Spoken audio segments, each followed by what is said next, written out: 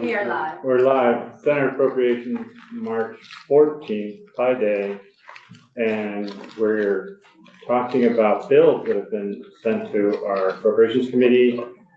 And right now we're talking about the S60 Farm Security Special Fund bill. We have members of the Committee on Agriculture with us. I'll let you introduce yourselves. Give us a quick introduction from the bill, and we have Ledge Council also here, and there's a fiscal note on this bill, I assume, but I assume it's pretty straightforward. Did you do the fiscal? My colleague Ted did, but I can chip in. Okay, thanks.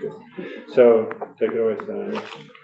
I'm going to introduce myself, Senator Russ Ingalls, Chair of Senate Agriculture. This bill started with us, sponsored by Senator Hardy. We were pretty favorable about it as we moved forward. As we know, the flooding in Vermont has been more than just a one-time occurrence. We were pretty happy as far as in Senate Agriculture to hear how many farmers that had been helped by the BCAP program.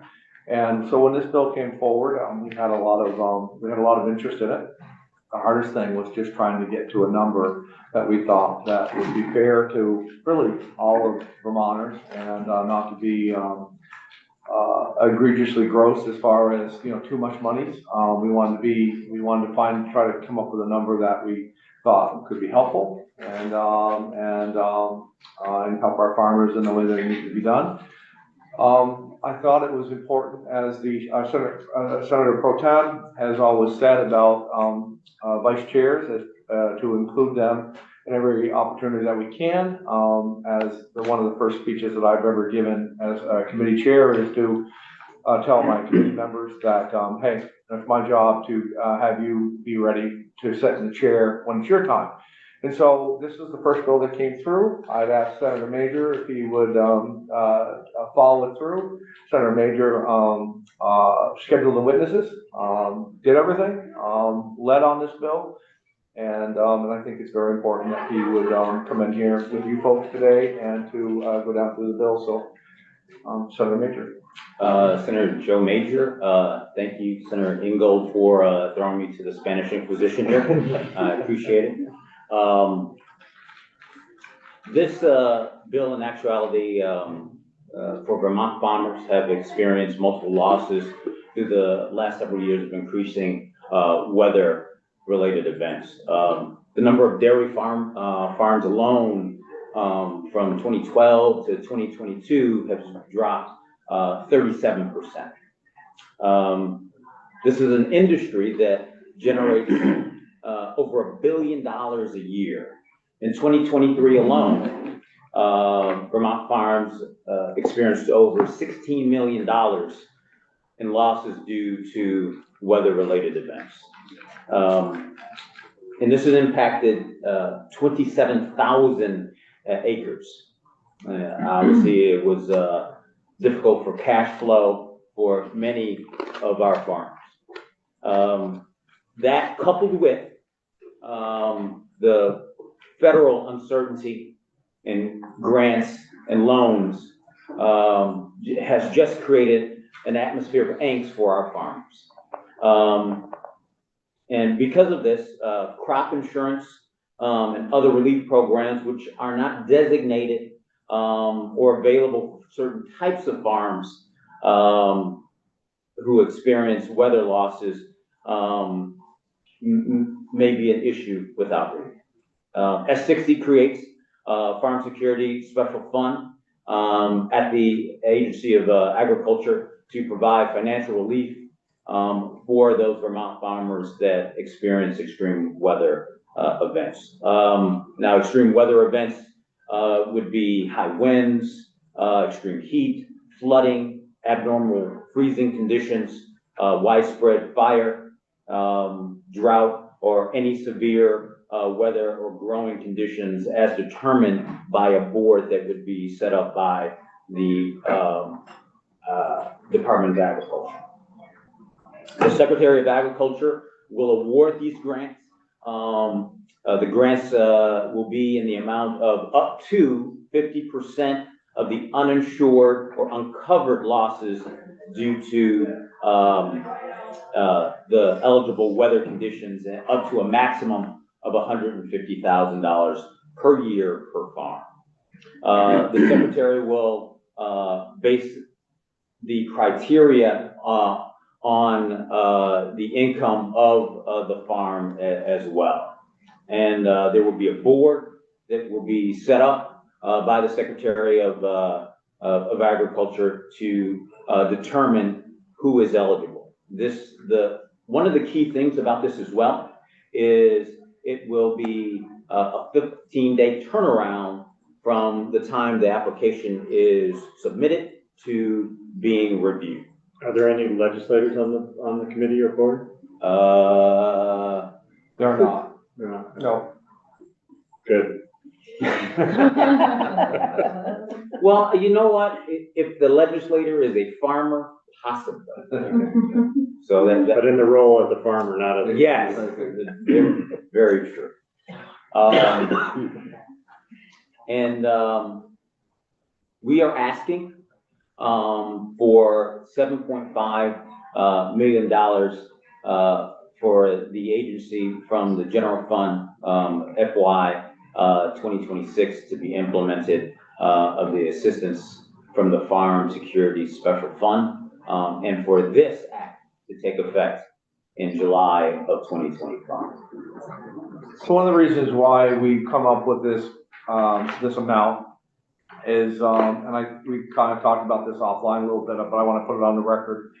Vermont farmers in the last flooding cycles were part of captain of the BGAP program, and they got $2.8 million through that BGAP program, 84 farmers. It ended up be averaged out to $33,333 per event.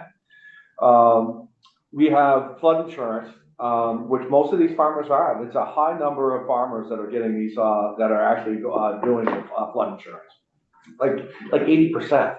And they're like 10%, 10 or 15% is the actual norm of what they're getting recovered. So this isn't meant to be a couple things. It isn't meant to be the be all or end all. It's meant to be in conjunction with any other programs that are out there. And it's also not so much monies that, we asked this question specifically. With this fund, is it going to cause you not to buy flood insurance? And the answer was a resounding no. And this is just, it wasn't gonna be enough to make us whole, but we're thinking that if we were to have this funded at 7.5 million, if we had the same amount of payouts as the BGAP program, that this 7.5 million would help 227 farmers if you use the same criteria. We expect it to be the same criteria as far as where it is. It's documented losses up to 50%, and which is hard to do. And so it's not. I think it's going to be a really, really hard for somebody to get up to that $150,000 level. I really do. So, other than that, you know, I think we're really, really happy with how the bill came out. Good. Senator Lyons. Yeah, no, this sounds great. I know that I've got agricultural practice and farm stand in my district that, with the freeze 2 years ago, lost their entire apple crop. So this would qualify for a grant. Yes, it would. We talked to on apple industry, and specifically they came and testified, yes, this would be covered. Also grapes. We had one grape farmer that came in, and I don't even know why they're still in business. It's actually in Senator Westman's district. I don't even know why they're even still there. It just tells you the resiliency of these folks and what they want to do. I don't think any of them are in it to make money. But yeah, so freeze up, yes, documented freeze would be covered. And I think I'm sorry, go ahead. And I think anything that we can do to help the farmers, particularly with the uncertainty that is going on the federal level, I think that we are, and that we can do, that I think it's beholding to us to try to do, to at least give them some stopgap, some AFLAC, as it were, to try to mitigate so I was in the military, and one of the things we did in the military, we trained hoping not to use what we trained for. We hope not to use this, but in actuality, our jobs are to go for every scenario and every contingency, and this is exactly for that. I think I want to add too, that originally, and again, I talked offline with some of you, the original, bill had a funding mechanism, and then there was groups that were asking for, $20 million. We just thought that was just way too much of money to sit there. And more importantly, is the funding mechanism that was gonna go, by the time it happened, we probably wouldn't have seen any money into this fund until 2029. And we just think that that's, that's just too long, too late, too long. This is with certainty, 7.5 million would sit there, it would roll over. If we didn't use it one year, it'd be sitting there the next. And as you folks know, in this committee, money that's sitting there is money that's unspent that could be used wisely elsewhere. So we're just kind of trying to find a number that would be, again, not too exorbitant. 7.5 million is a lot of money. We get that, but we don't want a lot of money just sitting around not being used. And so that's kind of where we come up with it. Appreciate that. In testimony from the agency, did you get any testimony or sense of the governor's support? This is not in the governor's recommended budget, obviously, but did you get any sense of support from the administration to spend $7.5 million? We had support on it, and we also, again, I know it's always dangerous coming in and telling folks about, where it was, but it was kind of mentioned that there might be $2 million kicking around someplace, but wasn't offered. But I know that you folks know where that money is. Okay. So they say. We'll shake. I'm still waiting to find out where it is. Well, we'll look through the couch cushion. See if we can find a couple $1 million. Yes, Senator Norris. Yes, thanks for coming in. So being from Franklin County and Alberg in the county of Grand Isle, I'm very interested in farming communities, obviously. Now, I know you had mentioned, Senator, that it begins this is going into effect on July 1 of this year. Yes. So my question is, when it goes into effect on July 1, is it ready for implementation right now when we talk? It is. It is. Yep. So is it The only thing that we'd have to 15 do days? is, the only thing that isn't, is we'd have to have, there's 3 other members on there that are, that they have to be appointed. But yes, that could happen very, They're very appointed fast. by the secretary? Appointed by, is it secretary? Okay, by the secretary, yes. And they're basically using the forms for BGAP, so they have that kind of already ready to go. Yeah, they do. Get going. Yeah, they are. Yeah, we tried to structure this after the BGAP program as best we could, and but yeah, we've asked that question, and the big thing was BGAP, as far as I'm concerned, as far as everything that we've heard, was a huge success, and what made it successful was the way the money went out the door.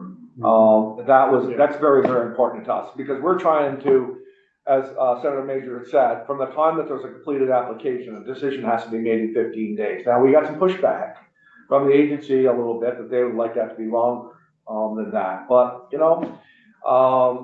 from the time that you have a completed application, which they determine what the completed application is, we're trying to get this money back in, so if there's a replanting that needs to happen, or any other type of thing that needs to happen, we're trying to put this money back in their hands as fast as what we can. And then there's the review process after that's all happened. So we're just trying to get this money out the door as quick as we can. Okay, that's good to hear. Do you have a question, Senator? No, Russ answered. Senator Lyons, you had another one? I think I'm okay. Is it the number of meetings that they're allowed each year is gonna be dependent on the weather? Yes, it is. It's like, Yeah, nobody's meeting unless there's an event. Yeah, No one needs to meet. Okay. So on the fiscal note, assuming it's pretty straightforward, there's $7.5 million, the fiscal impact is $7.5 million. Is there anything else that we should know about it that's in the fiscal note? Chris, for joint fiscal, I'm filling in for my colleague Ted Barnett, who's tied up in another committee right now, but the fiscal note's very straightforward. It barely filled a page. There's the $2.5 million, or the $7.5 million, and the per diems are gonna represent a pretty nominal expense for that, board. I just wanted to flag that. I know it's the committee's typical practice to remove appropriations from the underlying bills to then reflect everything in the big bill. Yeah. I would just suggest to the committee that if you decide to do that, you might also want to make one small technical fix to one word on page 3. to clarify that when we move assets from one fund to another fund, that's called a transfer, it's not an appropriation. And that is just due to GASB accounting rules, and as this committee knows, you all reflect appropriations and transfers differently in the budget, and you reserve against appropriations and not transfers. While you have the opportunity, you might want to also make that one small wording change. We're big fans of GASB around here. So that's line 18 Correct. on page 3. It says appropriated by the General Assembly. It would say transfer. Correct. Funds transferred by the General Assembly. Correct. Okay. Yes, So Senator it also appears elsewhere, but I haven't read it, the context, but it's on page 4 also. I don't know if that, Which line are you looking at, Senator? line 1, page 4, but that might be okay. Scroll down, so we are talking about the exact same thing. It's just Okay. reflected in a different page on your version than the one You I'm might- looking at. You could be looking at Oh, there's an uh, amendment. I'm looking at the original bill. Right, Yeah. the original, so they amended it a little bit to change the dollar amount, so then That's the exact same thing. that's the same issue, yeah. Okay. So, just so you guys are clear, that's the standard process, that we take the money out, and then when we have all the different bills and requests that we have, then we can try to see, so we make sure we have a balanced budget. We don't wanna have first come, first serve, so what I would propose to the committee is that we will pass the bill favorably, but with the money relieved, and then we'll also just change this word transferred from appropriated. Any other questions or comments? I would seek an amendment, yeah, or seek a motion. I'll move that we, on line 18 on page 3, change that word to transfer. I move that also in this would cut section 3, which is the appropriation, and move the bill favorably. Okay, Did you have I think we just need to strike the section. section 3. I said That's- section 3. The first motion, you don't need that because it's in section 3. No, is it? No, I moved to cut section 3, Right. and on page 3, Oh, line okay. 18, Yeah. take the word appropriate out and move it to transfer. But it's not, that stuff isn't in, maybe it should have been in section 3. And vote the bill favorably. Second. Second is that, so. We have a question. You want a discussion? I don't know, I think it's a great idea. Do we have a clerk? Oh. Okay, you're last. That's the way the old clerk used it. And so we're voting on this, we don't need to vote on the amendment, we're gonna vote on the bill As amended. as the motion is to approve. We will see a draft later, but I think this is a pretty simple thing, we don't need, as long as the committee's comfortable voting on it without seeing the bill, then with the amendment change. Okay. Okay, Now the clerk can get to work. all right. Senator Norris, Yes. Senator Watson, Yes. Senator Baruth, Yes. Senator Lyons, Yes. Senator Westman, Yes. Senator Brennan, yes, Senator Perchley. Yes. Great, reporter. Didn't think about that. Who's agriculture? Did you get up north? You gotta look Who up. has agriculture? Who has agriculture? Okay, I'll you'll do it, Senator North. Yeah. Franklin County, and some other town. Represent. You're holding all that right now? Auburn? Don't have to keep saying that. Over, there you go, Senator. Well, we want to thank you very Yeah, much. well, thanks for your for work having on us the in. bill. Appreciate it very much. Firms and all. Thank you. And Mr. O'Grady, Firms and I'm gonna go do it now. okay, thank you. There is. Today's the 13th, right? 14th. Nailed it. 14th.